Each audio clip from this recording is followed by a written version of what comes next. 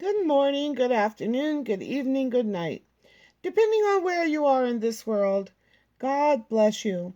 Today we're going to be continuing in the book of Jasher in the complete Apocrypha. And we are in chapter 37. And in the 150th year of the life of Jacob, that is the 9th year of Jacob's dwelling with his children in the land of Canaan, he came from Padan Aram.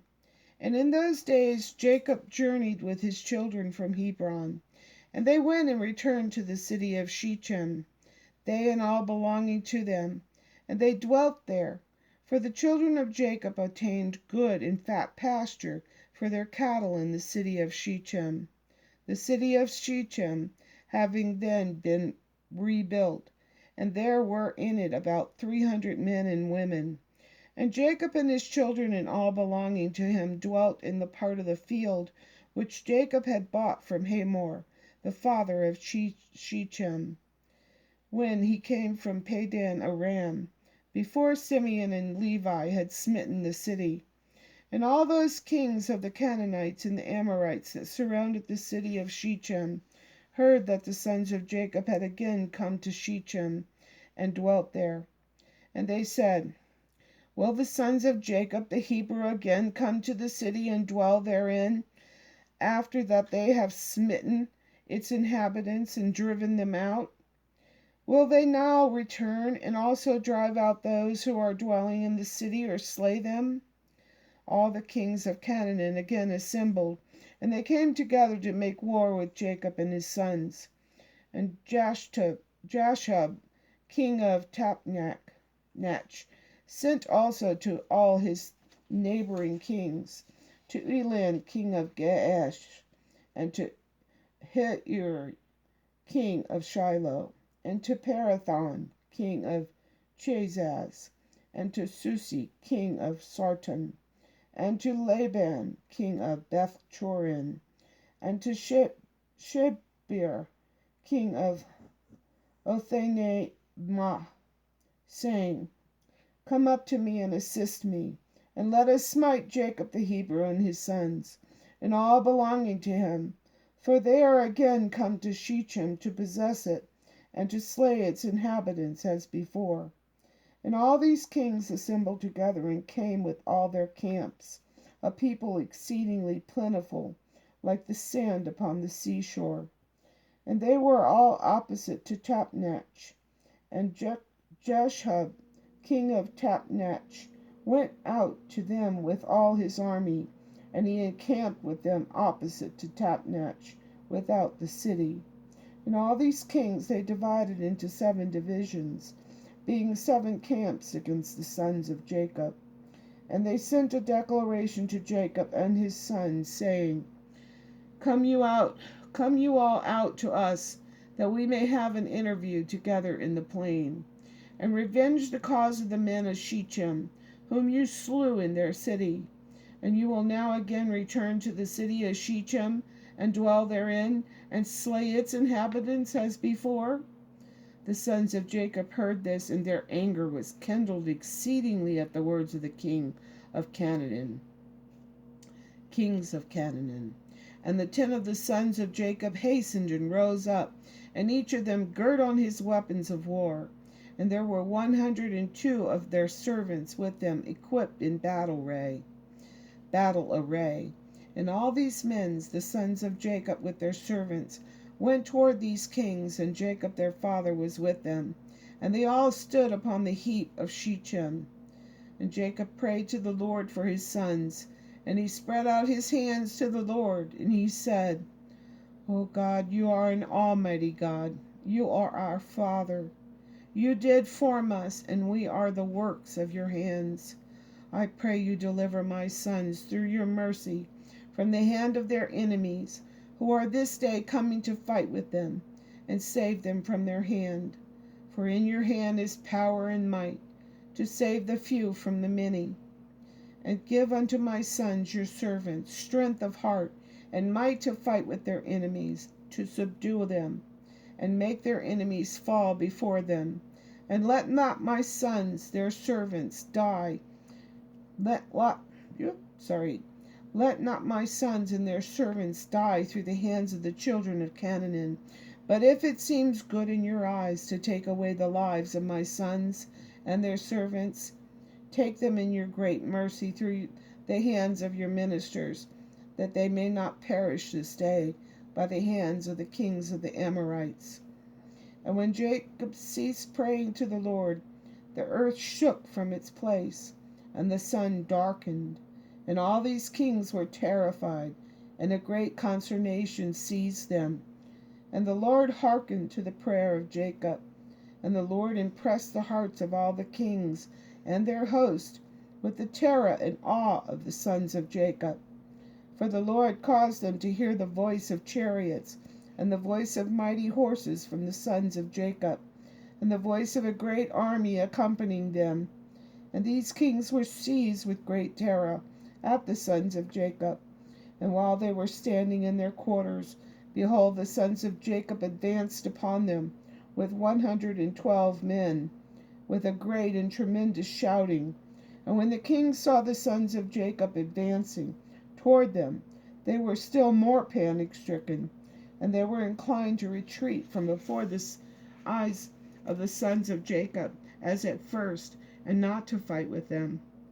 But they did not retreat, saying, "It would be a disgrace for us twice to retreat from before the Hebrews."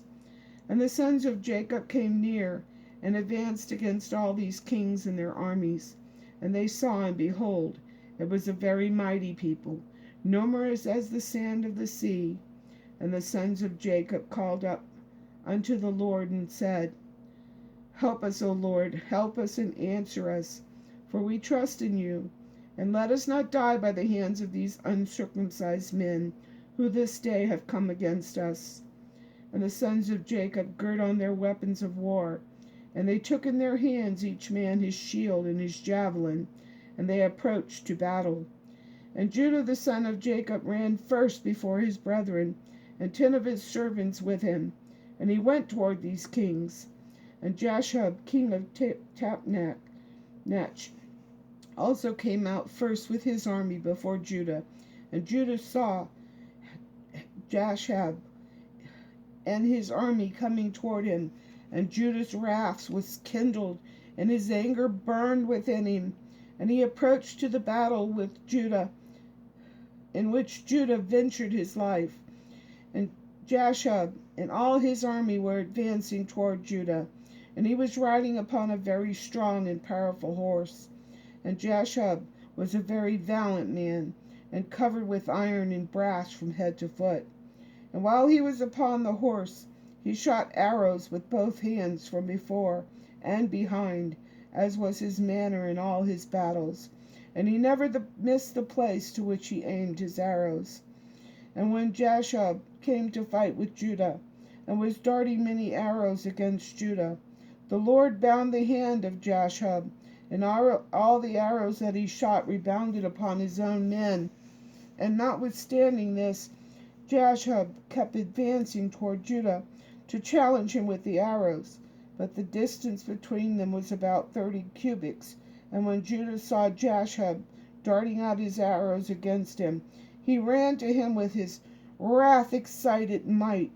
And Judah took up a large stone from the ground, and its weight was 60 shekels. And Judah ran toward Jasher, and with the stone struck him on his shield, that Jasher was stunned with the blow, and fell off from his horse to the ground.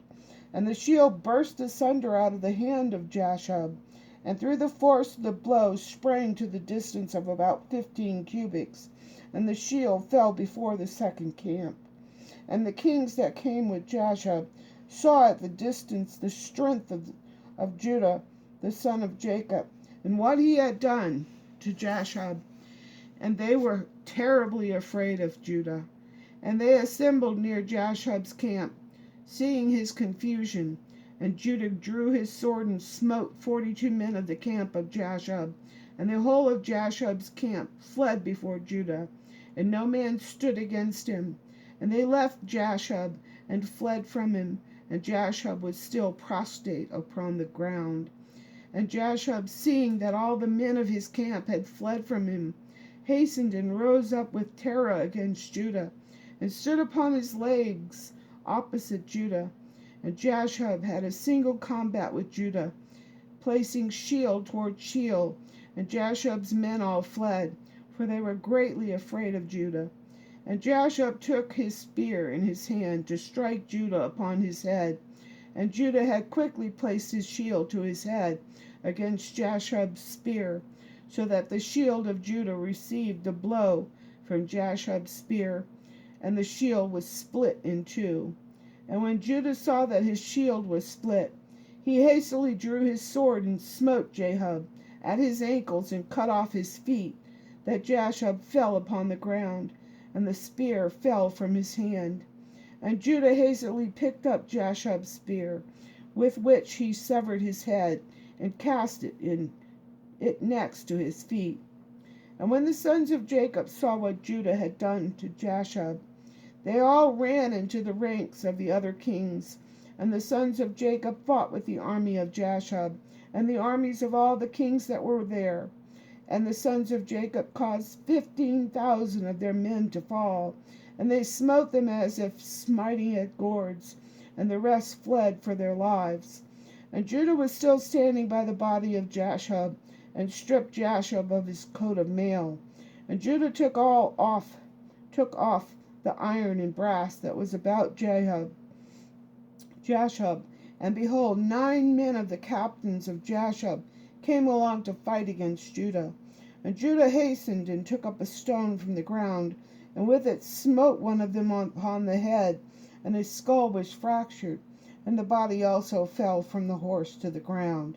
And the 8 captains that remained, seeing the strength of Judah, was greatly afraid, and they fled. And Judah with his 10 men pursued them, and they overtook them and slew them. And the sons of Jacob were still smiting the armies of the kings, and they slew many of them. But those kings daringly kept their stand with their captains, and did not retreat from their places. And they exclaimed against those of their armies that fled from before the sons of Jacob. But none would listen to them, for they were afraid of their lives, lest they should die. And all the sons of Jacob, after having smitten the armies of the kings, returned and came before Judah. And Judah was still slaying the 8 captains of Jashub, and stripping off their garments. And Levi saw Elon, king of Gaash, advancing toward him, with his 14 captains to smite him. But Levi did not know it for certain.